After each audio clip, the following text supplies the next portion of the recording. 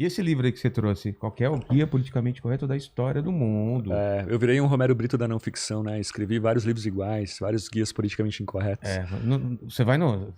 agora não dá, mas você ia na livraria, era um tal de foda-se, né? Ligue, foda-se. Nossa, cara. Foda-se, não sei o quê. Não teve uma época. Foda. Seja foda. E o Politicamente Incorreto você fez uma série, né? Quantos livros? 4 desses. Depois eu escrevi um livro sobre histórias muito loucas de escravos brasileiros, assim. Só história diferente, E o primeiro foi o do Brasil. O primeiro vendeu muito, né? O primeiro foi vendeu uma história... quanto? 1 milhão e pouco de exemplares, assim. Mas foi logo de cara sucesso? Não? Como que foi o Cara, lance isso dele? foi Foi um pedido? Foi uma vontade sua? Como que foi? Não, isso foi muito louco, porque eu tive a ideia em 2004, muito tempo atrás. Na Super Interessante, trabalhava nas revistas ali da Super Interessante. A gente deve ter se cruzado na Super Interessante, porque época eu era ilustrador, eu ia muito lá pegar trampo lá na Super Interessante. Que época? Que ano? Fala o diretor de arte, alguém que contrataria, assim. Sambugaro, Fabrício Miranda. Acho que... Não. Então, eu acho que é anos 90, vai. Começo não, né? Não, eu sou de 2000. Então não, foi antes. Você é velho, hein, cara? Eu comecei com 14 anos, cara, desenhar. Que legal. É verdade. Você tá rindo, juro por Deus. É que eu conto tanta mentira aqui sobre a minha idade, mas é verdade, eu comecei com 14 anos mesmo. Desenho desde pequeno, assim. E super interessante, placar, eu sempre tava lá. Playboy, fiz muita coisa pra Playboy. Só não fiz capa, mas ilustração eu fiz muito lá. E super interessante, era a revista que eu mais gostava de ilustrar. Eles tinham um peso grande de ilustração lá. E as ilustrações eram muito legais. Tá muito boa a revista, cara. Agora ela tá... eu parei de ver. Pois é, né? A revista em geral perdeu relevância, mas esses dias eu li a minha namorada assina ainda. E tá muito boa. A gente até... Depois a gente volta pra história do livro, mas... Como que é esse esquema de revista agora? A galera assina ainda? É digital? Eu não sei mais como que tá sendo agora. Então é impressionante que não tem mais anúncio, cara. Mesmo revista grande, não tem. Quando eu trabalhei na Veja, 2009, cara, era assim, 300 mil reais uma página de anúncio. Hoje tem calhau, né, que chama, né? E eles se movem porque é por assinatura, né? Porque a Abril tem uma rede de assinaturas enorme, uma máquina, né, de assinantes. Toda hora tem que ficar ligando lá. Eu não quero mais assinar! Eu descobri o segredo, cara. O meu segredo agora é o termo notificação extrajudicial. Porra. Que significa nada mais nada menos do que tô te avisando. Não é na justiça, ainda é só aqui uma coisa informal. Eu escrevi uma notificação extrajudicial para Abril falando, eu não quero mais assinar, senão teremos problemas na justiça. Os caras na hora, não, beleza, fica tranquilo. Cara, que maravilhoso. Mas enfim, o que a gente tá falando? Você tava lá na Super, né? E daí eu tive a ideia do livro, fiquei uns 4 anos tentando editora, juntando material. Mas como que surge uma ideia dessa? É de você ir a fundo, ter uma outra visão, talvez as coisas não são como parecem? Qual que era essa sensação sua para escrever esse livro? Você achava que tinha uma lacuna? Sim, cara, então... Ou existia até alguma coisa lá fora parecido? Tinha. Não, eu tava uma vez procurando pauta pra revista, e daí no site da Amazon, nos lançamentos, né, tinha lá Politically Incorrect Guide of American History. E daí eu falei, nossa, daria muito certo um livro desse no Brasil, cara. E daí aos poucos eu fui colecionando material e fui vendo que aquilo que a gente aprendeu na escola era meio militante, entendeu? Era uma coisa de que tinha um viés já. Os fracos, os pobres são sempre do bem. Os ricos, as grandes potências do mundo são sempre do mal. Qualquer coisa que os ricos façam de bem é porque eles tinham algum interesse. Qualquer coisa que os pobres façam de mal é porque eles foram obrigados àquilo e tal. E assim, na verdade, mesmo essa divisão, né, ricos e pobres, ela é meio...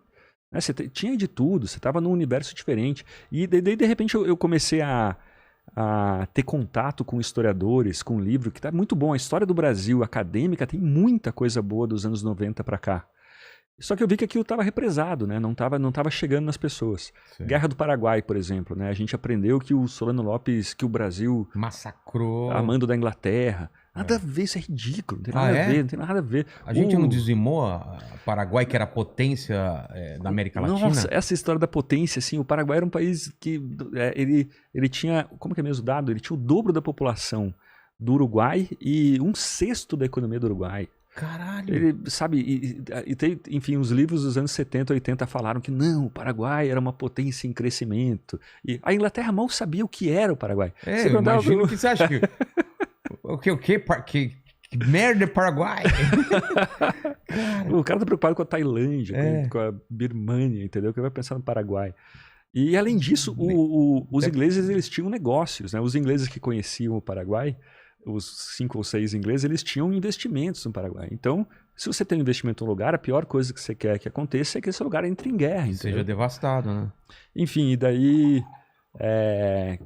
Enfim, a história toda é muito louca e isso é evidente, assim como foi militante, sabe, essa história. Mas quando nasce isso? Quem decide esse rumo de contar a história? Ou é uma coisa meio... É um partido? Eu acho que são modas intelectuais. Modas? Nos anos 60, o que aconteceu? A história antes, lá nos anos 40, anos 30 e tal, ela era aquela história oficialesca, né? Os grandes feitos militares e tal, né? O General X.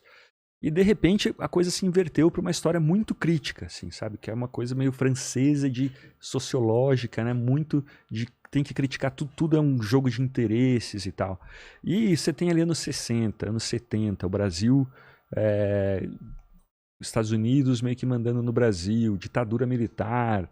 Era meio que intelectualmente estimulante você ir contra as grandes potências, né? Era uma moda mesmo, acho que não tem termo melhor que esse, né? Entendi.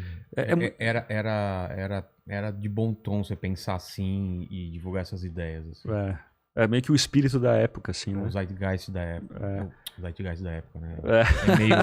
É meio redundante falar isso, mas eu entendi. E daí, enfim, daí isso foi mudando, assim, né? Daí a história melhorou muito. E estudos de escravidão, assim, tem uns caras falando que, cara, tem uma cidade perto de Salvador, que né, no Recôncavo Baiano, que 45% dos escravos eram propriedade de ex-escravos. E daí muita gente fala, e eu digo no livro, o pessoal odeia que eu falo isso, toda hora eu sou detonado, porque eu falo que o zumbi tinha escravos.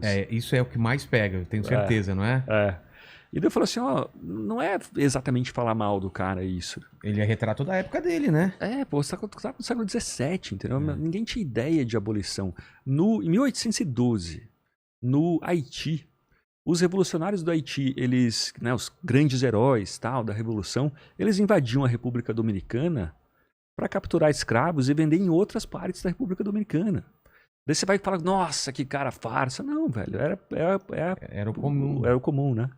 E daí, e mesmo nessa ideia dos escravos que depois compravam alforria e tal, e depois escravos para si próprios, tem uma coisa legal que é assim, os livros que a gente estudou na história, na escola, eles sempre retratam índios e negros como pessoas que só obedecem caladas, são passivas. Né? Passivos e puros. E se o cara se revolta, ele morre porque ele não consegue, enfim, não consegue impor sua vontade, né? E na verdade você tinha gente que negociava, sabe? Que tinha seu negócio, seu empreendedorismo, seu business ali, que comprava, vendia, que emprestava dinheiro para os brancos. Tinha mulher em Minas Gerais, negras, ex-escravas, que tinha assim casarão, o grande casarão da cidade de Sabará, né, na praça da catedral e tudo, era dela. Ela emprestava dinheiro para fazendeiro baiano, sabe? Então, tem muitos mais personagens. Né? E acho que é por isso que o pessoal gosta dos meus livros, do Laurentino, né? Que você mostra uma história que não é aquela inquisição, assim, né? Não é aquela... Não, e muito mais rico, cara. Eu imaginaria ver filmes em cima dessas coisas. Mas você não é historiador, você é um jornalista. Sou historiador com I minúsculo, como fala. Como que funciona? Você tem que confiar cegamente nesses historiadores que têm esses estudos? Ou você cruza informação? Como que se faz um livro desse tipo? Porque é uma responsabilidade, né? Você enfrentar uma coisa que já está consolidada pra caramba com uma visão totalmente diferente. Claro que você já sabia que ia ter uma onda de rage absurda, né? E aí? O meu papel nos livros é sempre de jornalista. Tá. Né? Eu me mantenho na minha irrelevância de jornalista. Você dá um passo para trás, olha... Que é o seguinte, imagina uma reportagem médica. Tá. Costumávamos achar que margarina faz bem. Novos estudos mostram que, na verdade, ela faz mal e manteiga é muito mais saudável. Ponto. Costumávamos achar que a guerra do Pará, que o Brasil, a Inglaterra mandou Então, o mas Brasil... só te interrompendo, mas em cima desse exemplo que você falou da margarina, por exemplo, como você faria pra escrever isso? Você falaria com quem? Ah, não, isso, claro. Ah. Fala com os novos, com os autores do estudo, com Tá. algum médico, para olhar Os pra dar uma visão dados. mais de fora, né? Entendi. A mesma coisa. Pô, tem um estudo aqui dizendo que o livro Maldita... O capítulo do livro, do meu primeiro livro sobre o Paraguai, por exemplo, é simplesmente um resumo do livro Maldita Guerra do diplomata Francisco Doratioto. Você não inventou nada, não chegou a Não. conclusão nenhuma. É o livro do cara. É o livro do cara. Teve até uma crítica boa que um amigo meu fez, que falou, naquele capítulo ali você meio que resumiu, né? Você meio que deu resumiu. uma resumida. Deu uma resumida aí e achei Copia, mais mas algumas não faz fontes. igual, né? E daí muita gente fala, pô, o professor não gosta que eu cite seu livro na escola, o cara fala que você é jornalista. Eu digo, bom, tudo bem. Então você pega, em vez de me citar, cita a fonte cita quem eu cito, entendeu? Exatamente. Enfim, é muito louco. E